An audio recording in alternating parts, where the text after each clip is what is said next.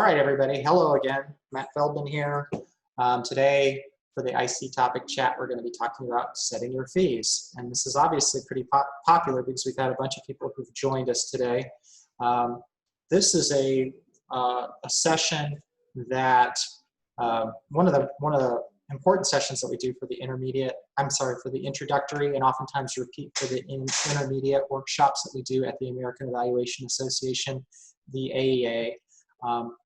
A lot of people are interested in trying to figure out how to set their fees because, you know, there's a lot of question around it. There's a lot of mystery around it. In fact, it was one of the big questions I had when I first went to my first AEA conference in 2011 and attended Gail Barrington's intermediate workshop. As usual, I want to give lots of recognition to my colleague, Laura Kane. She presents with me on the introductory and the intermediate workshop. And of course to Gail Barrington. And Gail Barrington, of course, wrote the book that a lot of us reference, Consulting Startup and Management. And we're going to be heavily referencing her work today. So something to be thinking about. And so if you want to, her book is available. You can look at it. You can find it on Amazon. I'm sure if you type in, I guess it says right there, sagepub.com. But of course, Gail is great. I think joining us today is Judah Viola, and he has a book too that I still haven't purchased, but I'm sure he'll be happy to share with you. He did a lot of background work in around 2010, 2011. So Judah, if you're interested and if your book is available, go ahead and post that in the Zoom group chat, because I know he did a lot of work on that and has presented heavily on that material. So we're talking about setting your fees. And so a lot of us probably feel a little bit like this when we're thinking about it. I know when I came to the first workshop, I felt like this. I don't know. And then I just decided I was a little bit confused. I know probably you're just hoping that you can get to the point where you're saying this, but I worry a little bit about some of you guys that you want to go into independent consulting because you think it's just like this all the time. But hopefully by the end of the day, you are able to sleep like this because you've got it figured out. You know, we are thinking about pricing. We're talking about our fees. And there's a lot of mystery around all of this. And I think when people are first getting into it, they go, how do I ask for money? How do I figure out what I'm supposed to be doing? How do I ask for an amount? How do I know what to ask for? Should I ask for $5,000, $10,000? Should I ask for 60 bucks an hour, $600 an hour? How do we know? So that's the big idea. You need to find that price setting method that works for you. Truth is, you need fair compensation for your work. And what is that, right? How do we know what's fair? Frequently, particularly when we're first getting involved with consulting, people don't, I mean, I think honestly, people get taken advantage of, but it's not really, it's hard to really fault a lot of our clients because they don't necessarily know what they're doing either. That's the truth. They will often ask you they will pay a certain amount that they think is market. But they haven't been educated. And so hopefully the conversation today will lend towards education so that you can ask for an amount that's fair, that provides value back to your clients and keeps you in business. Because I come from a family of farmers. Feldman means man of the field, which farmers I think are the first entrepreneurs, honestly. My father was a CPA, and he found himself in the oil and gas industry. And as a CPA independent consultant, he in the oil and gas industry, he would ask me this question all the time, and still does. He's been retired for a while now. But one of the first questions he asks me is, he says, so what's the most important thing about owning a business, about owning your own consulting practice? And I go, I used to get suckered right into this, and I'd say something like, you know, having a great relationship with your clients, having a great work product. And he'd always say, wrong, accounts receivable. The truth is, if you're not thinking about how you're collecting and generating fees, I mean, even if it seems unpalatable to you, the truth is you can't stay in business. You can't serve your clients in the ways that you want to unless you can provide for yourself. So these things are important. You need to stay in business and maintain your independence and build your reputation. And so there are pricing strategies that are going to vary. But let's talk about what a fee is. So Alan Weiss talks about it as payments. And for the most part for us, it will be in cash, but sometimes in equity, bartered services, or other forms which compensate you as a consultant for the value you deliver to your client. Some of these types of fee arrangements are hourly or daily rates. Some people call them per diems. And so we're actually going to spend most of our time today talking about the hourly rate, which can be converted into a daily rate. Actually, we'll calculate it as daily rate and we'll divide by 8. So we'll do that. Well, there's also fixed fees, and I actually work mostly by fixed fees. So people will say, Kellen and I were chatting before we got started today. People will say, hey, we're going after this grant with like the National Science Foundation or the Department of Defense. And it's going to be for $200,000. And here's what we intend to do. What kind of a program evaluation can you do for us, and what's that going to cost? So I would go through the exercise, and I would end up looking at what I need to do, and then I multiply that by the hours I think will occur, and so I'll come up with a rate. Let's just say for $200,000 over a period, stretched out, it would be 10%.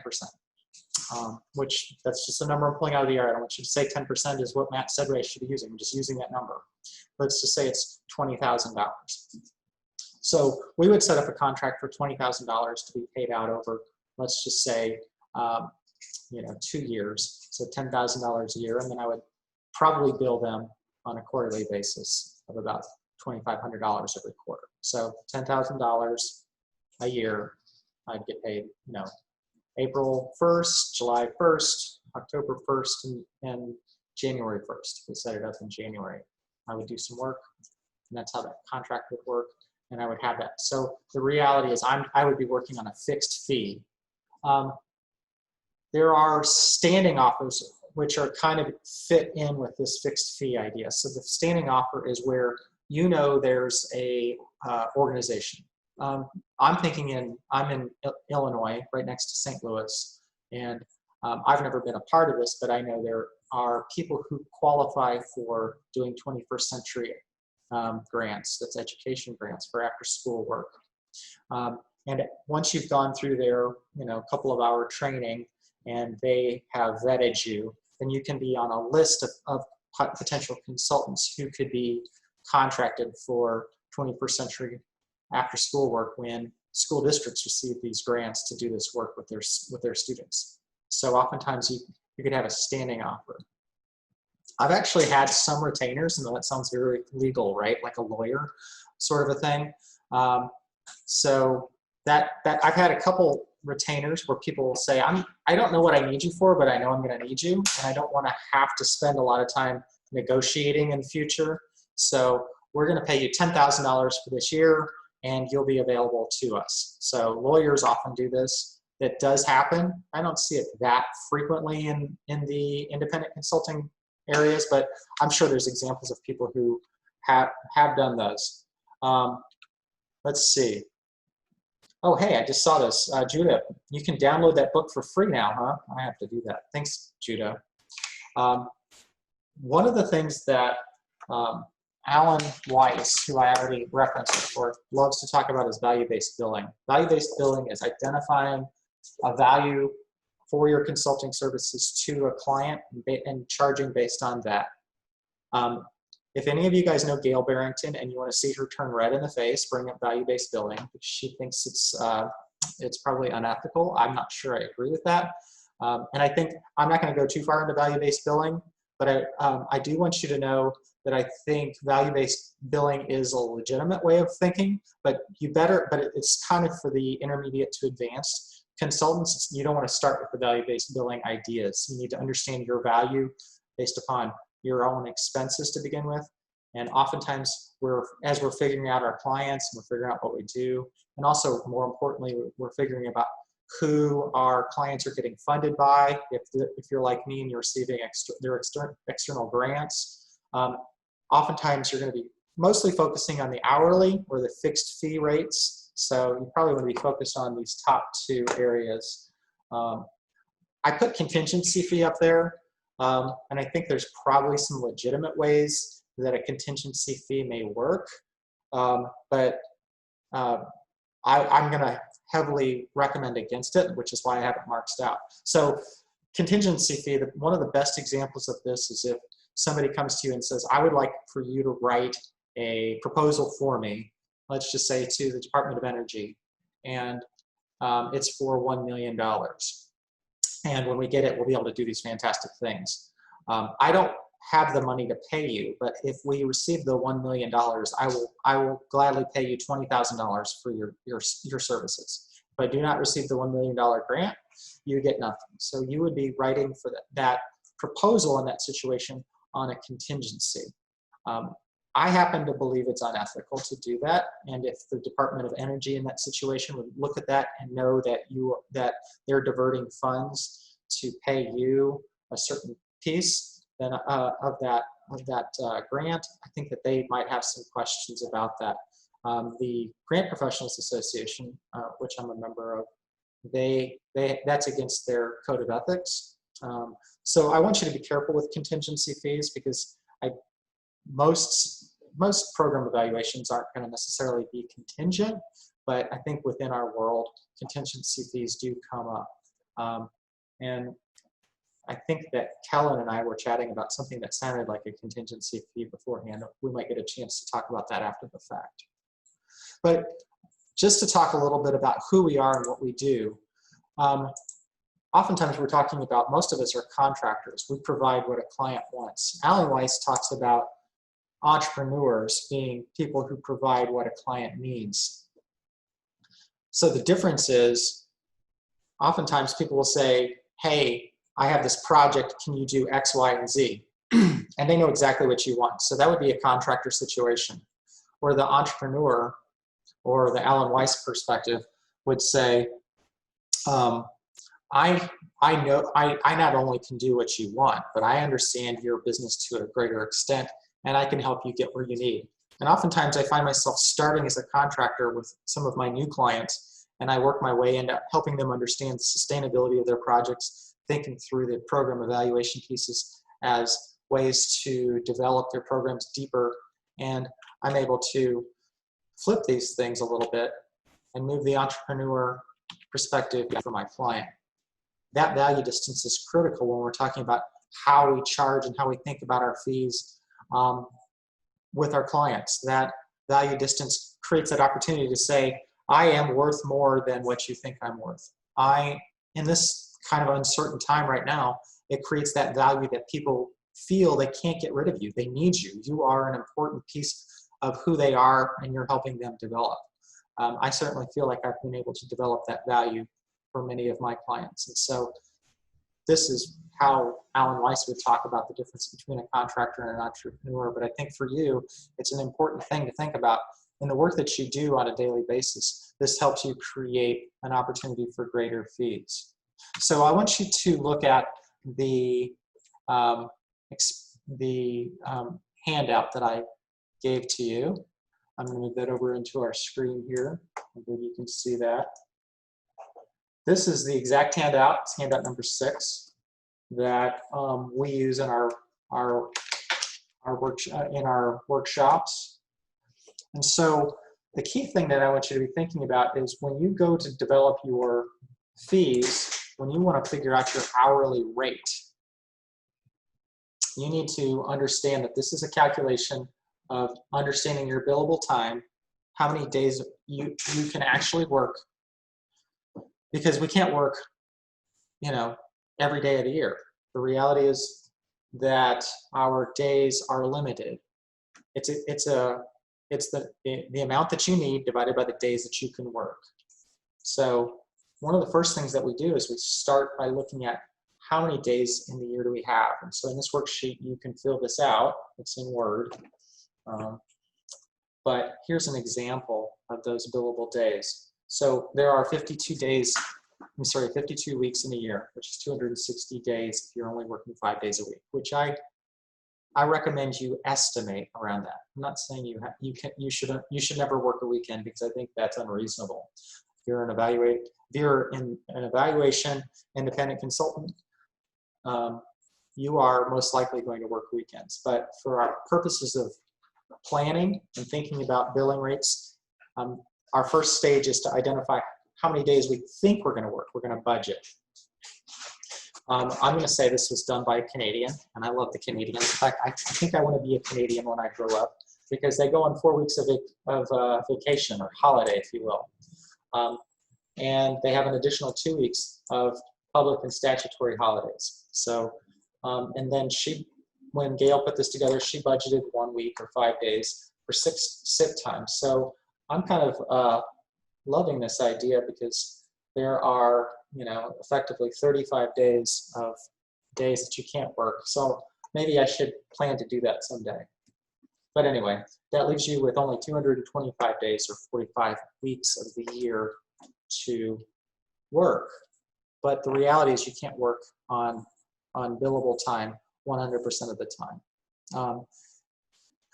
And even if you could, you would have overhead that you would be paying for somebody else to do things. So you need to budget time for your administration. What is administration?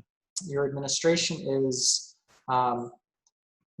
coordinating your invoicing. It's going to be just sending emails and things like that. You're coordinating with your accountant around tax time. But then you also want to do professional development. I hope you want to do at least 2 weeks of it. I probably actually do more than 2 weeks if we look at my math. But that would be involvement with your local affiliates. So if you're in the St. Louis area, hopefully you can join the EASL, the Evaluation Association of St. Louis, or you make it to an annual meeting for the American Evaluation Association, or you find yourself involved with a TIG, a topical interest group with the AEA. You're going to want to do marketing, and that's just like, hey, let's meet for coffee, or let's meet for coffee by Zoom, and we sit and chat. So you certainly want to do some marketing. So these weeks and days were estimated out here, leaving you with only 33 weeks to do actual billable time. Now, how do you know these numbers? They can be guesstimates if you've never done this before, but you are hopefully tracking your time. And that's a whole other conversation too, on tracking your time and why, but you can go back and you can look at these things. And I actually did this in advance of the workshop I gave with the Indiana Evaluation Association. And these aren't my numbers, but we're not too far off. I don't think I have the numbers in this presentation today. So this is page 1, or I guess it's page 2, after the title page. So that's the first piece. How many hours can you actually work? So at the end of the day, remember these numbers. We're going to have 33 weeks or 165 days. You also need to figure out your annual expenses. Pages 3 and I think 4, are other costs that you're going to think about when you first start up your business. These aren't necessarily going to be built into your fees, but they're things you need to think about when you're starting up your business. So I left them here, and so you can look through these and see what those expenses are. I'm going to point out a couple as you're starting up a business. A lot of you guys already have consulting practices, and so you've already figured some of this out, but you're going to want to create a logo. And I suggest hiring somebody to do that. Don't do that on your own. You're going to have rent. You're going to want to buy a desk. You need a chair. Buy a good chair. You don't have to buy a brand new good chair. Buy a really good steel case chair or Hahn or something like that. But sadly, we're going to sit in them a lot more than we want to. And it's going to make a big difference. Filing cabinets. There's other expenses when you first get started. They're all kind of listed here for you to think about. Okay, so let's talk about your annual expenses. These expenses are going to come all together. You're going to add these all up. And you're going to think about what these expenses are with regard to your fee. These are your overhead expenses. So the fee, all those expenses associated with your business that you have to pay to be in business that has to be covered by something. So it gets built into your fee on top of whatever salary you want to identify for yourself. So just looking at the list here, we've got license renewals and legal fees. So those are little things. If you're traveling, you need to travel, right? Now I'm going to build my traveling for my clients into their contracts. There's some travel that I'm doing anyway. I do have an accountant, I have some minor bank charges. Insurance, the big ones that you definitely, this is a whole other conversation too. General liability and professional liability, you need to have those things. If you have an employee, you need workers' compensation. If you work for yourself, you don't need workers' compensation because you'd only be covering yourself, and well, you're probably not going to sue yourself. Hopefully you have health insurance in case you hurt yourself. Marketing materials. If you need a website, so you need to host your website. These things are listed here. Books and reference materials. Look, I just bought Kylie Hutchinson's book, Evaluation Failures. I'll talk about that on the side, but I'm working with her on something else right now. It's pretty fun. So books and reference materials. You need to keep your membership with AEA and with your local affiliate like Easel. Super important. Rent or home office expense. I can spend a whole lot of time talking about this, but if you work from your home and you can set aside a certain amount. It depends on whether you're a corporation or you're an LLC, or it's done differently. But at the end of the day, whatever space you're using in your home for your home office is either a tax write-off or it can be built into your expense. But it's an expense to your business. You definitely need internet. I think this used to say fax machine. I think that was fun. We had to take that out. So, all right, that's the big thing. You're adding all these things up. In this situation, Gail identified a salary, and we identify our overhead costs, which are added together to be, in this situation, $85,000, which gives you the amount that it costs just to run your business at its basic level for the year. Then you divide that by the billable days. Remember those 125 billable days that we talked about? Those are right there. So I put in a buffer. She calls it profit, but I want to try and build profit outside of my calculation. This is key to all of this. Everything I'm doing right now is 100% transparent with my clients. My clients ask me, what's your billing rate? And my billing rate is $125 an hour. And they say, how do you come up with that? Well, I'm happy to share all of this with them. I do have a buffer for just fudging. Sometimes I run over, sometimes I run under. I want to give myself a little buffer. Gail calls it profit. It's fair. It's essentially calculated the exact same way. My view is if I can work more hours than the 125 billable days, more days than that, then I make profit. And the reality is I generally do. At the end of the day, then you take and calculate these things. You add that extra buffer or the profit back in. So your daily rate in this situation is $748. And then you divide that by 8. And that's your hourly rate. That's the calculation. That's the magic. That's not so hard. So just for fun, I'm going to do my example. I'm going to bring over my calculation. Let's see here. That's Gail's original example, right? And I built this calculation out. If anybody really wants this, let me know. I'll put this out on that same shared drive. But everything in yellow, I think, should be something that's editable. So you can do whatever you want here. This isn't hard calculations. This is not like, high math here. But let's say if you think you can have 145 days, then it's going to change your calculation. How do you come up with your desired salary? That's a great question.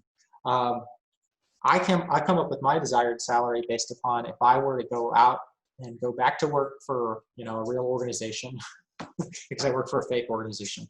But if I went to go work for a university, what would I get paid? So I look at people who have similar experience, similar background, doing similar things that I'm doing right now. People who perhaps run a research institute. What are they getting paid? So I put in that salary, and I know somebody who is doing what I'm doing, and they get paid $125,000 a year. This annual overhead cost is something I actually calculated, and it's about $19,000 for the year that I looked at. And so that my total annual costs are about $144,000. I think it was 120. $139,000. That's what I need to just break even as a single consultant. This doesn't actually apply to me anymore because I actually have a staff member who works with me. My base daily rate is about $959. Throw in a buffer. So we're right at $130. Actually, this is my real example that I put over here. So similar kind of a thing. All right. There's a lot here, and I think we're going to chat about this. You guys can all ask me questions. I'm going to go back to the presentation, and let's see what we got here. All right, so now you're at this point. Okay, great. Thanks for that. So really, what do I charge?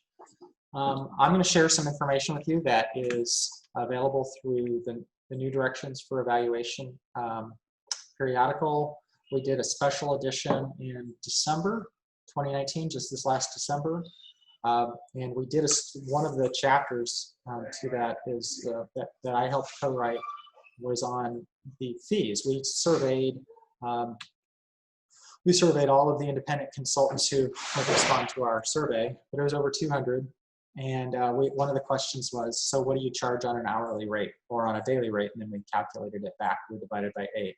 Now, I put the Securities and Exchange Commission up there because when I started sharing this initially, people started saying, hey, that's price fixing, you need to be careful. And so I'm starting off with a note to say, what I'm going to tell you shouldn't be taken for information on how you should bill, right? What your hourly rate should be. It's for your information.